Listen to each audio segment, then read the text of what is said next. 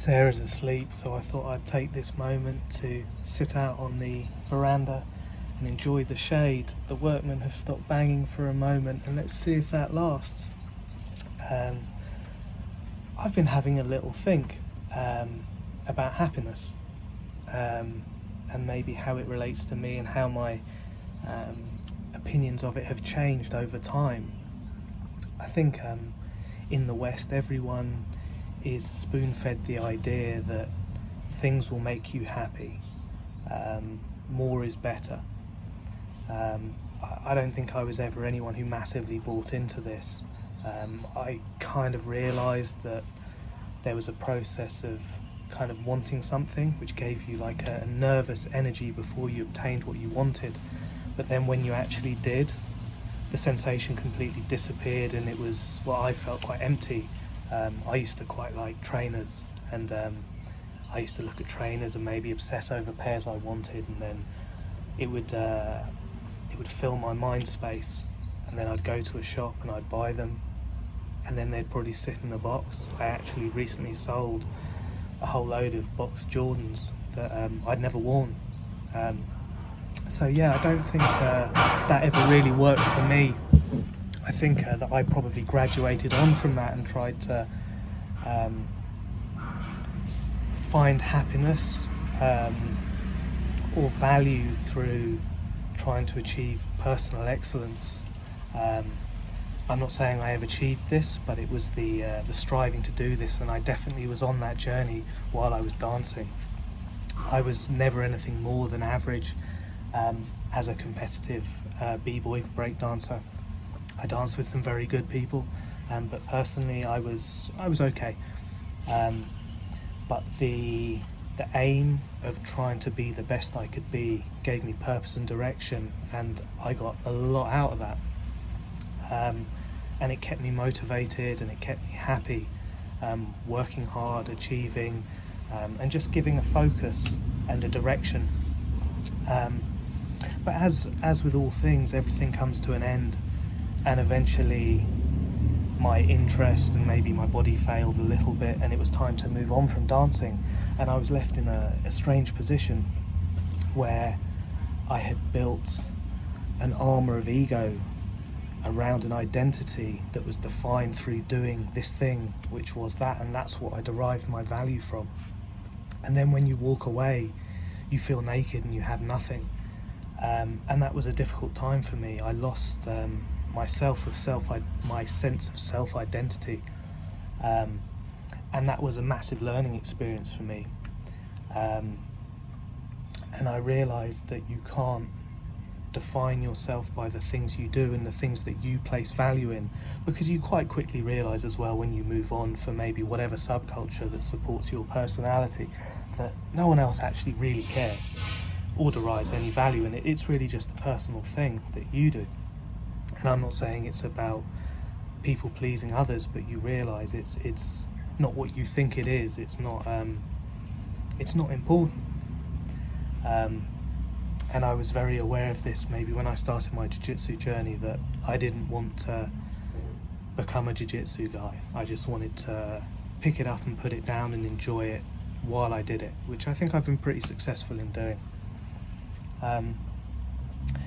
I think in terms of happiness, having a focus on something you do, yoga definitely helps, and I would advise having something that stimulates your mind and your body and can try and combine these two and enrich your soul.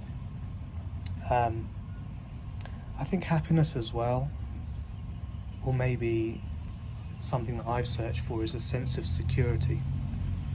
And I've come to think that maybe this isn't such a good thing either. I don't really want for anything. I'm very lucky, walking around Thailand, seeing the lack of social welfare. Maybe I see a lot of blind people walking around, which amazes me how blind people get around, but begging on the streets, maybe disabled people. There are a few. Haven't seen as much homelessness as I thought I would, but maybe that's the areas I visited. So in the grand scheme of things, I have nothing to complain about. But when you achieve what you perceive of as security, the fear of losing that security creeps in. And so it's not the fact that you are in a precarious position, it's that you begin to fear being in a precarious position from your seat of comfort. And as well, I think from a comfortable position, you insulate yourself from experiences and things. Oh, here they go again. You insulate yourself, and life can become quite stale. You can fall into a comfortable rhythm, wrapped in a safety net. And I think maybe that's what I fell into in London. Like, I was really happy in London, and I was very, very lucky with the lifestyle I was afforded. But towards the end, I did know it was coming to an end, and it was accumulation of circumstances, real life circumstances that were happening around, that were forcing change. But also within my mind, I could feel that things had run their course. I had got as much mileage out of these activities, pursuits, and way of life, rhythm, as there was going to be. And things had become, I don't want to say boring, but just there was no room for growth. And so I had nothing to complain about in terms of happiness, because theoretically I should be happy. But I think it was the need for change, and with that change you step into the unknown, and you therefore allow things to happen and the element of chance to ensue. So it's by this unstable nature that you're allowing this personal growth. And I think that's what, for me anyway, happiness comes from. It's the idea of developing as a person, becoming more resilient, more rounded. And I think that's what this trip is about. It's no voyage to the Arctic at the turn of the century. I'm going to Thailand on a trip around some more remote places and some very, very touristy places like this. But it's a step into the unknown for me, and I do see the value in that, and I'm excited about what change will happen. And I've got to stop myself wanting to regress to the past which has gone. There's no happiness to be found in that way of thinking. So yeah, it's something I think about a lot. Maybe I overthink. But yeah, the journey and the search continues. But maybe it's not the search for happiness.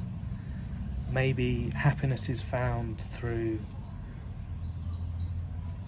putting yourself through testing times in order to make yourself more resilient, so that you can grow and you can develop. I'm thinking quite laterally and just kind of as it comes into my head, so it's a little bit sporadic. So yeah, find the comfort in the discomfort.